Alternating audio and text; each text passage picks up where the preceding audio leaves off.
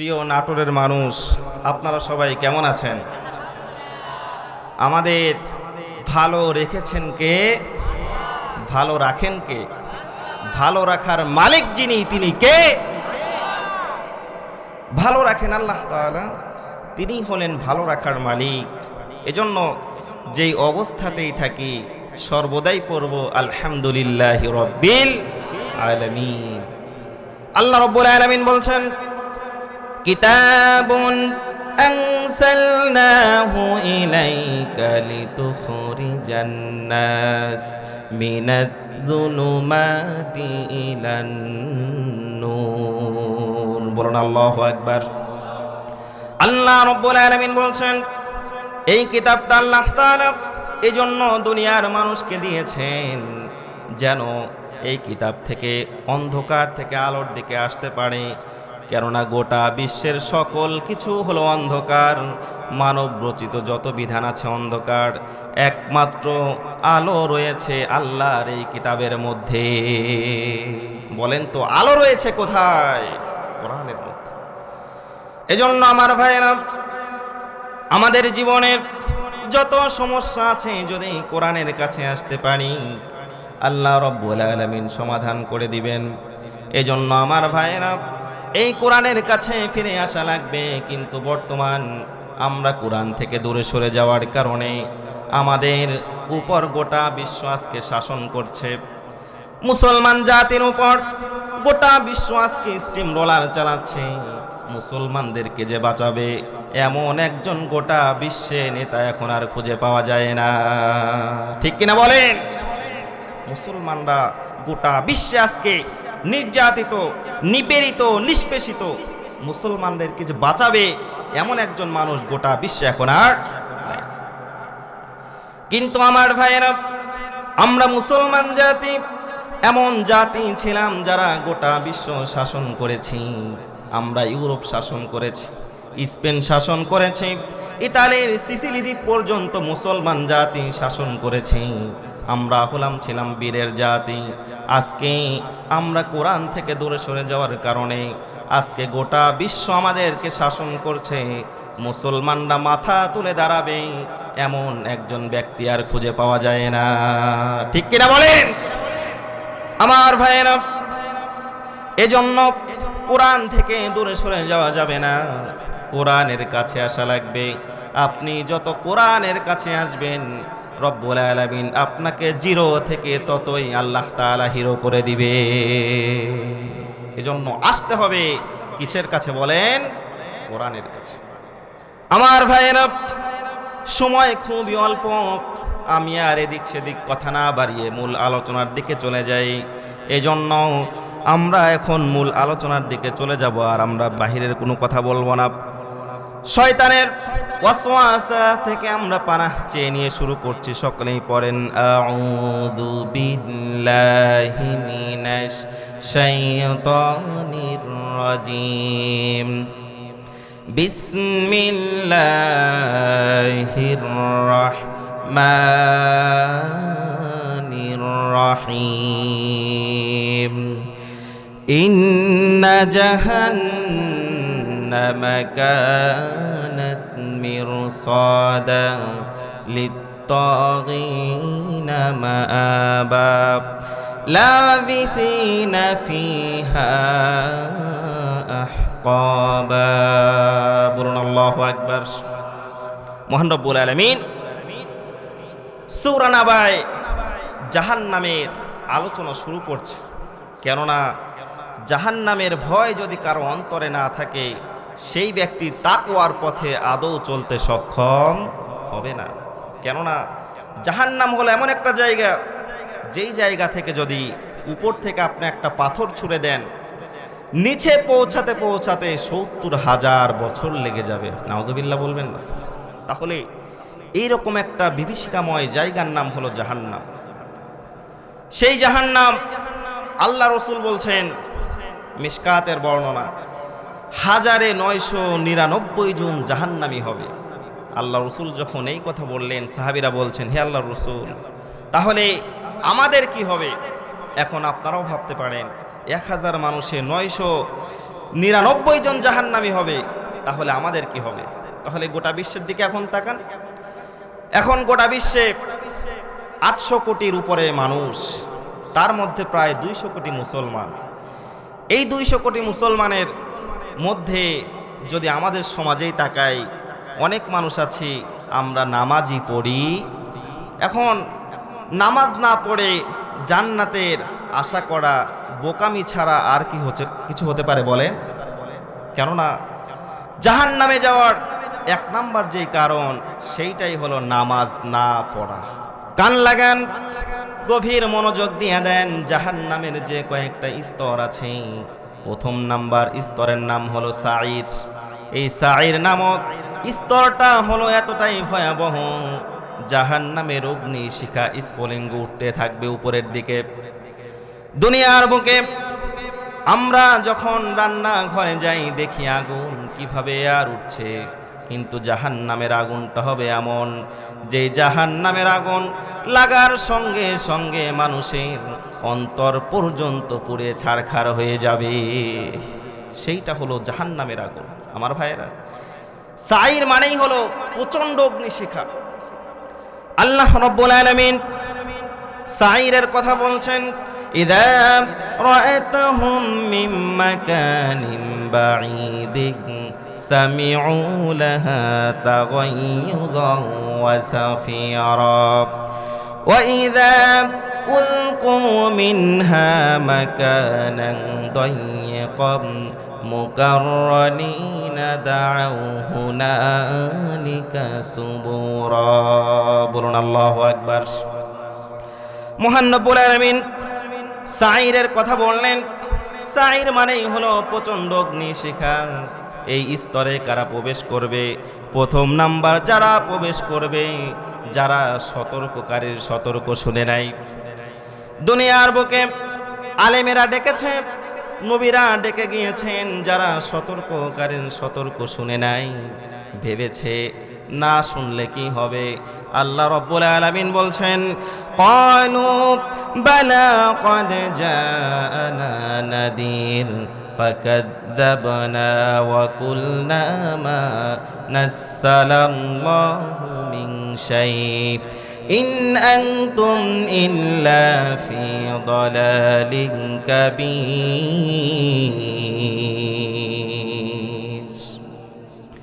আল্লাহ রাব্বুল আলামিন বললেন, যারা সতর্ককারীর সতর্ক দুনিয়ার বুকে শোনে নাই, মহান রব্বুল আলামিন সেই মানুষগুলাকে প্রথম নাম্বারে সাঈর নামক জাহান্নামে প্রবেশ করাবেন। আমার ভাইয়েরা, 2 নাম্বারে কারা প্রবেশ করবে? যারা দুনিয়ার বুকে ইয়াতিমের মাল ভক্ষণ করেছে হারাম ভাবে, ইয়াতিমের মাল মেরে খেয়েছে। আল্লাহ রাব্বুল আলামিন বলছেন 2 নাম্বারে তারা হবে সাঈর নামক জাহান্নামের অধিবাসী। নাউজুবিল্লাহ বলেন। এখন বলেন তো দেখি, আমাদের সমাজে বাবা যতদিন বেঁচে আছে ততদিন ভাতিজা খুব বেশি আপন। যেই না বাবা মারা যায়, ভাতিজার সম্পদ খাওয়ার জন্য পাগল পারা হয়ে যায়। এমন আল্লাহর বান্দা আছে কি নাই? আসতে বলবেন না, আছে কি নাই? এমন জালিমগুলো আছে, ইয়াতিমের মাল মেরে খেতে চায়, এমন মানুষ আছে। কিন্তু সাবধান বাণী শোনেন, আমার কথা নয়, যারা ইয়াতিমের মাল মেরে খায় তাদের অবস্থা কি হবে? কোরআনের আয়াতের দিকে তাকান। আল্লাহ রাব্বুল আলামিন বলছেন, ইন্নাল্লাযীনা ইয়াকুলুনা আমওয়ালাল ইয়াতামা যুলমা ইন্নামা ইয়াকুলুনা ফি বুতুনিহিম নারা ওয়া সায়াসলাউনা সাঈরা। বলুন আল্লাহু আকবার। আল্লাহ রাব্বুল আলামিন বলছেন, ইন্নাল্লাযীনা, নিশ্চয়ই যে বা যারা, ইয়াকুলুনা, এখনো যারা খাচ্ছে, ভবিষ্যতেও যারা খাবে, কিয়ামত পর্যন্ত যারা খাবে, আমওয়ালাল ইয়াতামা যুলমা, এতিমের মাল জুলুম করে, ইন্নামা ইয়াকুলুনা ফি বুতুনিহিম নারা, তারা যেন সম্পদ খেলো না, বরং ইয়াকুলুনা ফি বুতুনিহিম নারা, তারা যেন তাদের পেটের মধ্যে জাহান্নামের আগুনটাই ঢুকায় ফেললো। নাউজুবিল্লাহ বলেন। তারা যেন তাদের পেটের মধ্যে জাহান্নামের আগুনটাই ঢোকালো। এরপর আল্লাহ তাআলা বলছেন ওয়াসায়াসলাউনা সাঈরা, আর আল্লাহ তাআলা বলছেন তাদেরকে মহান রব্বুল আলামিন খুব তাড়াতাড়ি, অতি তাড়াতাড়ি আল্লাহ তাআলা তাদেরকে জাহান্নামের মধ্যে ঢুকায় দিবেন। নাউজুবিল্লাহ বলেন। এখন ইয়াতিম কারা? আমরা যারা মনে করি যাদের মা নাই বাবা নাই শুধু তারাই ইয়াতিম, বিষয়টি এমন নয়, বরং যারা দায়িত্বশীল মানুষ আছেন তাদের কাছে অধীনস্থ মানুষ হলো ইয়াতিম। যেমন আপনার ওয়ার্ডের মেম্বারের কাছে যত মানুষ ওয়ার্ডে আছে তারা হলো ইয়াতিম, চেয়ারম্যানের কাছে তার ইউনিয়নে যত মানুষ আছে তারা হলো ইয়াতিম, একজন কাউন্সিলরের কাছে তার পৌরসভার মধ্যে যত মানুষ আছে তারা হলো ইয়াতিম, একজন সংসদ সদস্যের কাছে তার সংসদের আসনে যত মানুষ আছে তারা হলো ইয়াতিম। এই ইয়াতিমের মাল যারা মেরে খায়, রাস্তাঘাট, বালু, রড, সিমেন্ট, এরপরে গম থেকে শুরু করে যা বলেন সব যারা মেরে খায়, বলেন তো দেখি কাল কিয়ামতের দিন এদের পাকড়াও হওয়ার সম্ভাবনা আছে কি নাই? আসতে বলবেন না, আছে কি নাই? এজন্য যারা মেরে খাচ্ছেন, অতীতেও খেয়েছেন, আল্লাহর দরবারে হাজার হাজার মানুষের পাপের বোঝা নিয়ে উঠতে হবে কাল কিয়ামতের দিন। তারা শুধু সম্পদ দিতেই থাকবে, সওয়াব দিতেই থাকবে, এক পর্যায়ে গিয়ে এত মানুষের হক মেরেছে কিভাবে দিবে? শেষ পর্যন্ত আল্লাহ বলবেন যে তার আশেপাশে যারা বসবাস করত, তার অধীনস্থ যারা ছিল, তাদের গুনাহগুলো ওর মাথার উপর চাপায় দাও। এইভাবে আল্লাহ তাআলা শোধ করাবেন। এজন্য আমার ভাইয়েরা, খবরদার, ইয়াতিমের মাল, অন্য মানুষের সম্পদ আত্মসাৎ করার ব্যাপারে খুব বেশি সাবধান হন, কেননা পরের পয়েন্টেই আসছে। 3 নম্বরে সাইন নামক জাহান্নামে তারা যাবে যারা মানুষের সম্পদ আত্মসাৎ করেছে। উদাহরণ দিচ্ছি, বুঝতে পারবেন।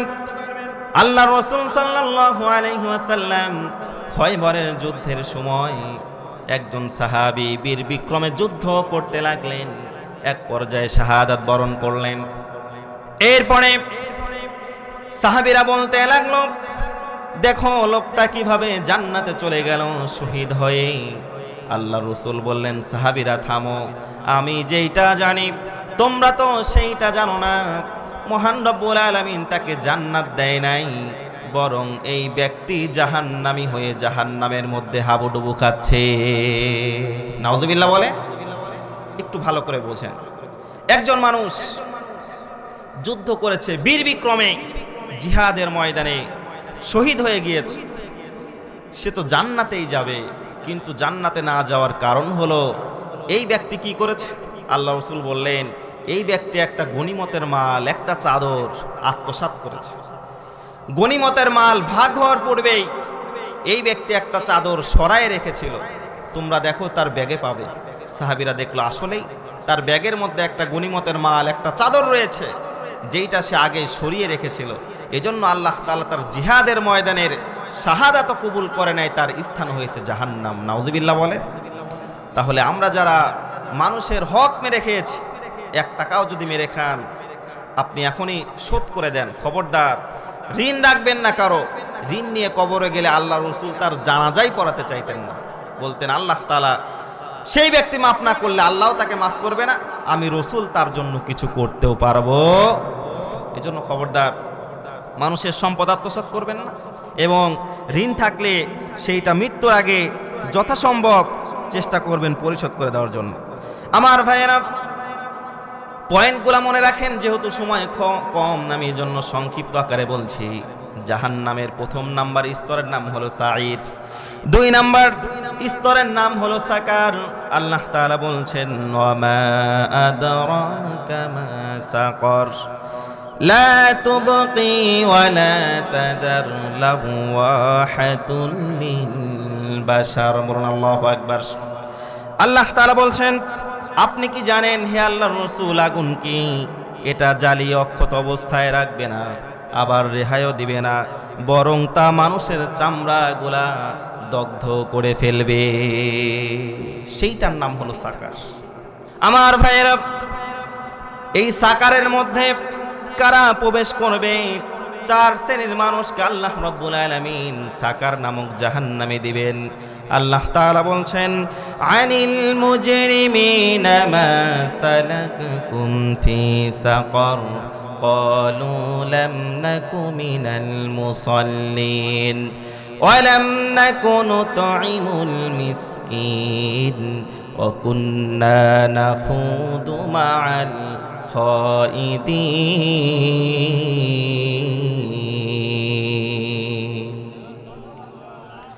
আমার ভাইরা, আল্লাহ তাআলা বলছেন এই সাকার নামক জাহান্নামে কারা নিক্ষিপ্ত হবে? প্রথম নাম্বারে কাল কিয়ামতের দিন আনিল মুজরিমিন, যারা অপরাধী জাহান্নামীদেরকে বলা হবে কি জন্য জাহান্নামের মধ্যে আসলা? তারা তখন জবাব দিবে প্রথম নাম্বার, মা সালাকাকুম ফি সাকার ক্বালু লাম নাকু মিনাল মুসাল্লিন। প্রথম নাম্বারে তারা বলবে আমরা মুসল্লি ছিলাম না, নামাজি ছিলাম না, দুনিয়ার বুকে নামাজ পড়ি নাই, এজন্য আল্লাহ রাব্বুল আলামিন আজ আমাদেরকে সাকার নামক জাহান্নামে আল্লাহ তাআলা দিয়ে দিয়েছে। তাহলে মুসল্লি না হলে কবরে মুক্তি পাওয়ার কোনো সম্ভাবনা নাই।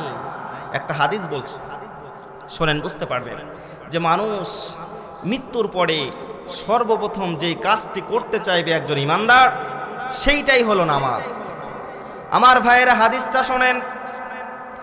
আল্লাহ রাসূল বললেন, একজন ব্যক্তি যেই সময় মারা যাক না কেন, হয়তো সকালবেলা মারা গিয়েছে, কিংবা আসরের সময় মারা গিয়েছে, কিংবা রাত 10টার সময় মারা গিয়েছে, তাকে যখনই দাফন করা হোক না কেন, যখন তাকে কবর থেকে উঠানো হবে, উঠানোর সময় কবরের মধ্যে এমন একটা অবস্থান তৈরি করা হবে, মনে হবে সূর্য ডুবে যাচ্ছে এবং আসর নামাজটা পড়া হয় নাই।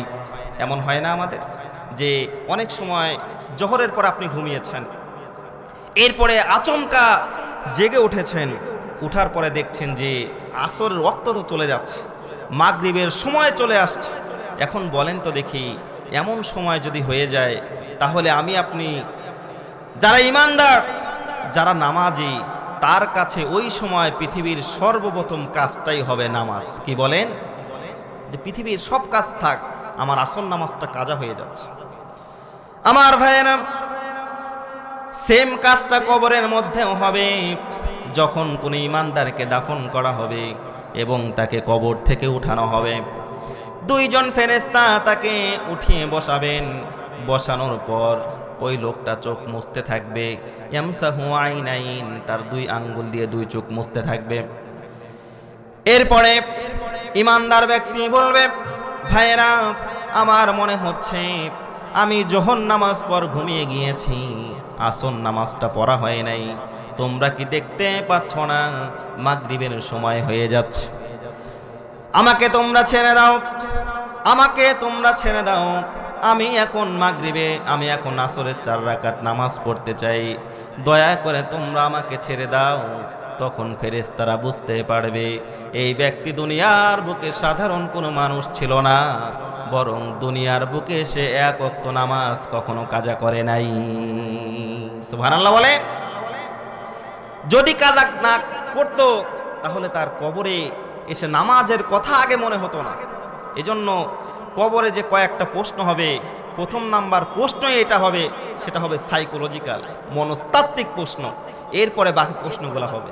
কিন্তু প্রথমে 2 জন ফেরেশতা উঠাবেন, উঠিয়ে বসাবেন, এরপরে দেখতে চাইবেন যে লোকটা নামাজি কিনা, কেননা তার সামনে কবরের মধ্যে এমন একটা অবস্থা তৈরি করা হবে যে সূর্য ডুবে যাচ্ছে আর সে আসরের নামাজ পড়ে নাই, এইটা তার মনে হতে থাকবে। যারা নামাজি ইমানদার, তারা বলবে, দয়া করে আমাকে ছাড়ো, আমি এখন আসরের 4 রাকাত নামাজ পড়তে চাই। আল্লাহু আকবার বলে। এরপরে ফেরেশতারা যেই প্রশ্ন করবে তারা সুন্দরভাবে জবাব দিতে পারবে। কিন্তু যেই ব্যক্তি দুনিয়ার বুকে নামাজ পড়ে নাই, ইমানদার ছিল না, ঠিক তাকেও সেইভাবেই কবর থেকে উঠিয়ে বসানো হবে। বসানোর পর ফেরেশতারা দেখতে চাইবে সে কি বলে, কিন্তু জীবনে পশ্চিম দিকে ফিরে আসার খায় নাই, এই ব্যক্তি প্রথম নাম্বারে কখনো বলবে না আমাকে তোমরা ছেড়ে দাও, আমি আসরের নামাজ পড়তে চাই। কখনো বলবে না। ফেরেশতারা বুঝে যাবে এই লোকটা দুনিয়ার বুকে নামাজিও ছিল। এরপরে তার প্রশ্ন কঠিন থেকে কঠিনতর হতে থাকবে। এক পর্যায়ে গিয়ে ফেরেশতারা তাকে প্রশ্ন করবে, সে বলবে লা আদেরি, আমি কিছুই জানি না। এরপরে তার কবরে জাহান্নামের বিছানা বিছিয়ে দেওয়া হবে। আমার ভাইয়েরা, তার কবরের একটা দরজা খুলে দেওয়া হবে, জাহান্নাম থেকে লু হাওয়া আসতে থাকবে। সে কবরে শুয়ে শুয়ে জাহান্নামের আযাব ভোগ করতে থাকবে। তার নিস্তার নাই। কিয়ামত দিবসে বিচারের পরেও আল্লাহ যদি রহম না করেন তাহলে আবার সেই জাহান্নামেই পড়তে হবে। নাউজুবিল্লাহ বলবেন না? এজন্য আজকের মাহফিল এত বড় আয়োজন করেছেন। প্রথমেই এই মেসেজটা নেন যে জীবনে যা হয়েছে হয়েছে, আজ থেকে এক ওয়াক্ত নামাজ আর আমি ছেড়ে দেব না। ইনশাআল্লাহ বলেন, আর নামাজ ছাড়বো না। ভাইরা আমার, আপনি কিছুই আমি আপনার জন্য করতে পারবো না। কেননা আল্লাহ রসুল তার চাচার জন্য কিছু করতে পারেন নাই মুশরিক হয়ে কবরে যাওয়ার কারণে। ঠিক কিনা বলেন? নিজের আপন চাচা আবু মুতালিব মুশরিক হয়ে কবরে চলে গিয়েছেন, আল্লাহ রসুল তার জন্য কিছুই করতে পারেন নাই। বুখারীর বর্ণনা, আল্লাহ রসুল তার চাচার কাছে বসে বললেন, মৃত্যুর সময় বললেন, ইয়া আম্মি আবি তালিব, হে আমার চাচা আবু তালিব, কুল লা ইলাহা ইল্লাল্লাহ, আপনি শুধু বলেন লা ইলাহা ইল্লাল্লাহ মুহাম্মাদুর রাসূলুল্লাহ, বলা লাগবে না। যদি এতটুকু বলতে পারেন, কাল কিয়ামতের দিন আল্লাহর দরবারে ঝগড়া করে হলেও আপনাকে আমি জান্নাতে নিয়ে যাব। তার পাশে উতবা, সাইবা, মুগিরা তারা বসা ছিল। তারা বলল, নেতা, সারা জীবন বাপ দাদার ধর্মের অনুসরণ করলা, আর শেষ জীবনে এসে ভাতিজার নতুন ধর্ম গ্রহণ করে কলঙ্কিত হওয়া, আর সে পরে নাই, কাফির হয়ে মুশরিক হয়ে দুনিয়া থেকে বিদায় হয়ে চলে গিয়েছে। আল্লাহর রাসূল তার চাচার জন্য কান্না করছেন। রব্বুল আলামিন আয়াত নাজিল করলেন, ইন্নাকা লা তাহদি মান আহবাবতা ওয়ালাকিন্নাল্লাহা ইয়াহদি মান ইয়াশা ওয়া হুয়া আ'লামু বিল মুহতাদিন। বলুন আল্লাহু আকবার। আল্লাহ আয়াত নাজিল করলেন, হে আল্লাহর রাসূল, আপনি যাকে ভালোবাসেন তাকেই কি হেদায়েত দিতে পারবেন? বিষয়টি তো এমন নয়, বরং কোন ব্যক্তি হেদায়েত পাবে আর কে পাবে না এইটা হে আল্লাহর রাসূল আপনার হাতে আমি ছেড়ে দেই নাই, বরং আমি যার জন্য হেদায়েত রেখে দিয়েছি সেই ব্যক্তি হেদায়েত পাবে, অন্যত্র পৃথিবীর কেউ কখনো হেদায়েত পাবে না। এজন্য আপনি যতই বোঝাই, যদি হেদায়েত উপর থেকে না আসে কখনো সেই ব্যক্তি হেদায়েত পাবে। এরপরেও আল্লাহ রাসূল তার চাচার জন্য কান্না করছেন। আল্লাহ তাআলা আবার আয়াত নাজিল করলেন, মা কানা লিন-নাবিয়্যি ওয়াল্লাযীনা আমানু আন ইস্তাগফিরু লিল মুশরিকিন। আল্লাহ রাব্বুল আলামিন আয়াত নাজিল করলেন, মা কানা লিন-নাবিয়্যি ওয়াল্লাযীনা আমানু, কোন নবীর জন্য শোভনীয় নয়, কোন ঈমানদারের জন্য শোভনীয় নয়, আন ইস্তাগফিরু লিল মুশরিকিন, একজন মুশরিকের জন্য দোয়া করবে। হে আল্লাহর রাসূল, খবরদার দোয়া করবেন না।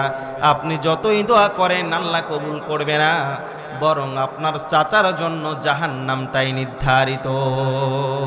নাউজুবিল্লাহ বলেন।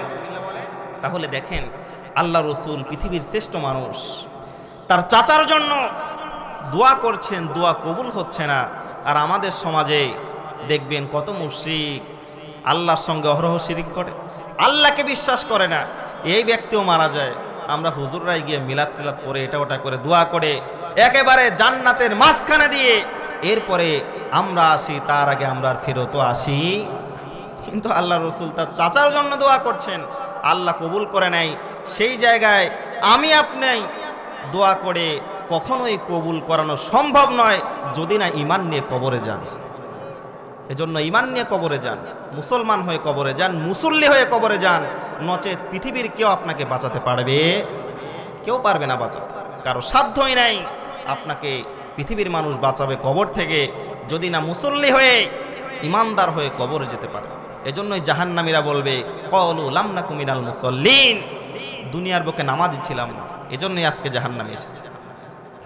আমার ভাইয়েরা, 2 নম্বরে তারা বলবে ওয়ালাম নাকু নুতঈমুল মিসকিন, দুনিয়ার বুকে আমরা ইয়াতিমদের খাবার দিতাম না, মিসকিনদের খাবার দিতাম না, অভাবীদের খাবার দিতাম না, যারা অভাবী তাদেরকে খাবার দেই নাই, এবং সমাজ থেকে দারিদ্র বিমোচন হোক এইটাও চাই নাই। এজন্য আজকে আমরা জাহান্নাম নামক জায়গায় চলে এসেছি। নাউজুবিল্লাহ বলেন, যে সমাজ থেকে দারিদ্রতা চলে যাক এইটা আমরা চাইতাম না। আজকে দেখেন, আমি আপনি বলবো যে আমরা তো মিসকিনদের টুকটাক খাবার দেই, ইয়াতিমের খাবার দেই, সাহায্য করি মানুষকে, আমি আপনি কেন এই ক্যাটাগরির মধ্যে পড়ব? কিন্তু দেখেন বর্তমান সমাজ ব্যবস্থা এক বাক্যেই উত্তর দিবেন, সুদ ভিত্তিক নাকি জাকাত ভিত্তিক?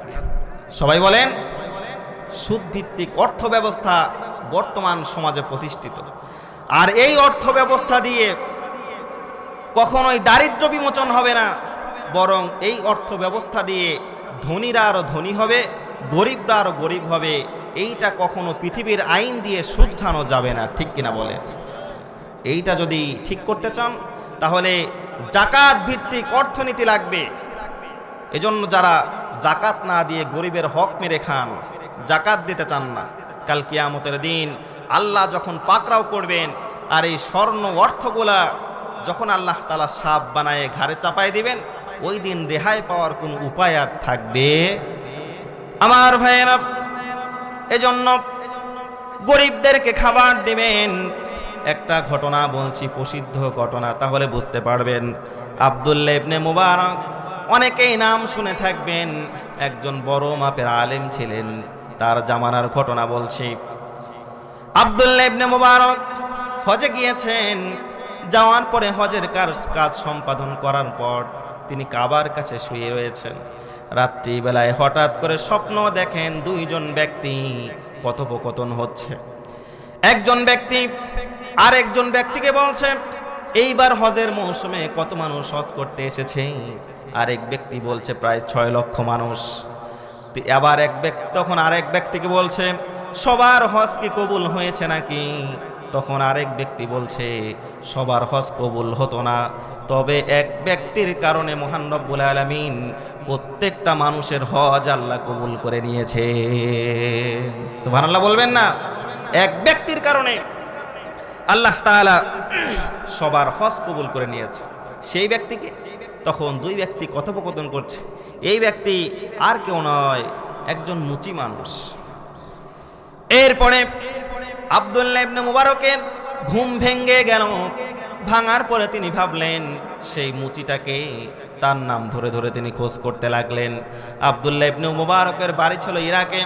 ইরাক তিনি না গিয়ে তিনি ছুটলেন দামেস্কের দিকে।